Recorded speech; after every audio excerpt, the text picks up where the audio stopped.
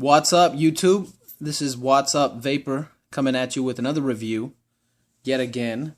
This time with the IPV2S. I think I can make this one pretty short here. You might see the familiar packaging of the IPV2 if you've seen that video, or if you've got the IPV2, you know you get your USB cable. It actually comes in the same type of packaging. The sleeve is slightly different. Pioneer4you, Greenleaf.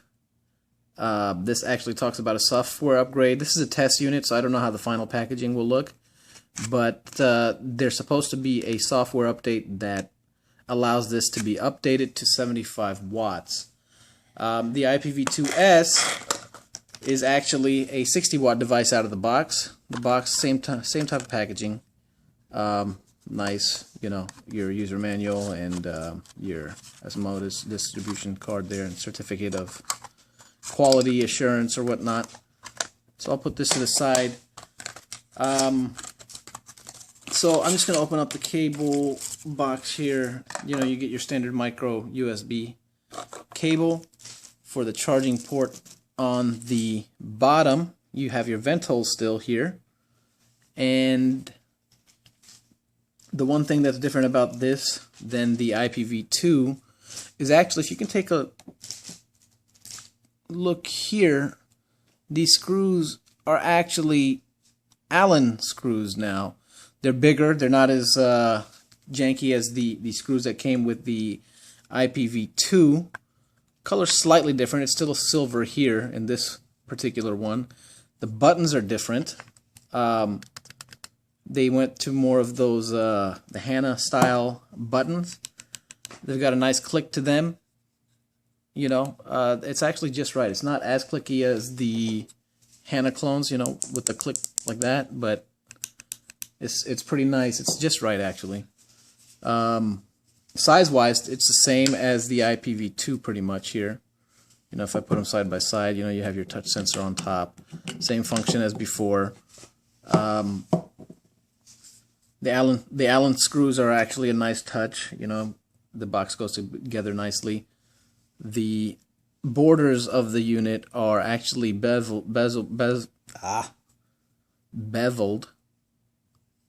So, you know, you've got an angle here. If you can tell, there's actually a chromish outline as opposed to no bezel and a flat surface on the 2. Here's the 2S. Let's talk about function. The function is the same. You got your wattage down, wattage up. I don't know if you can see that in the video. Yeah, it's changing. So wattage down, wattage up, fire. Both of these together to lock and unlock the device. So actually, you hold these two together and you see there it locks, unlock, and then you've got your touch on, touch off. So hold these two, power and wattage up, touch sensor on, power and wattage down for touch sensor off. I prefer to leave mine off still. Altogether, in fact, the unit actually feels nicer. I don't know if, I think it's probably just these angles here on the sides here.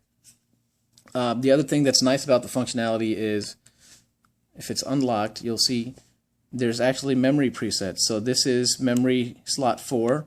If I hold it again, it'll go to the next memory slot 5. If you see that there, it'll show you that memory slot 5 is 60 watts. And if I can cycle through them. So memory slot 1 is 10 watts. Just hold the power up there. Memory slot 2 is 20 watts. Power up, hold it. 30 watts. I think 40 watts. And then I think the next jump is 60 watts.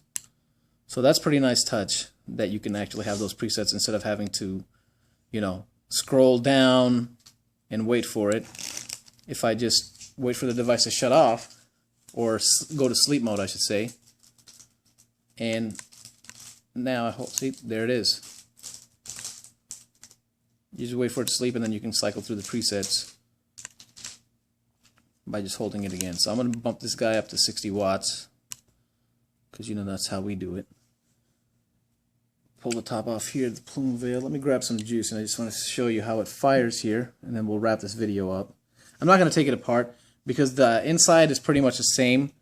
once I take the back cover off, the only difference being that the battery compartment looks slightly nicer. It's got an easier, it's got one of those cloth, you know, tabs that you slip the battery over and then you can pull on the tab to pull the battery out.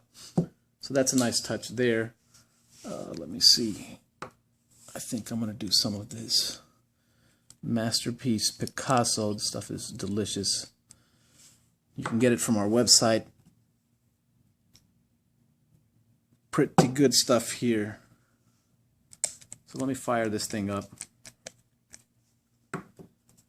And here we go, 60 watts. 60 watts. Yeah, hold on. My hand. Whoa. That juice is boiling there. Ooh-wee. In fact, let me bump it down because I don't think I have enough juice to fire it at. That here. There you go.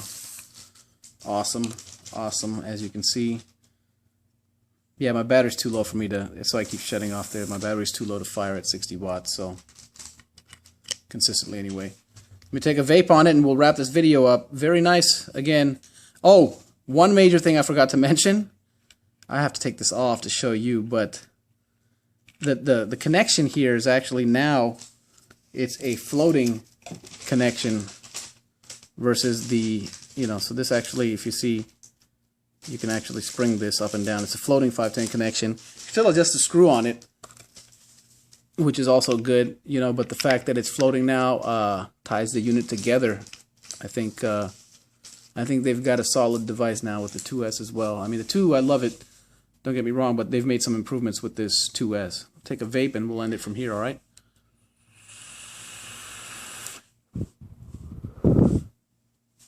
Yeah, it performs really well, guys.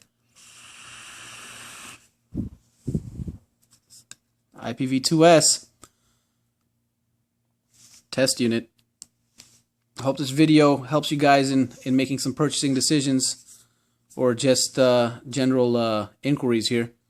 So we'll wrap it up. Thanks for watching, YouTube. See you next time. IPV3 is coming real soon. I'll do a review. They look slightly different, but I'm expecting them to perform. I mean, this device performs great. Slightly better with better battery life with the dual 18650s. You know, those are going up to 150 watts out of the box. So thanks for watching, YouTube, and I'll see you next time.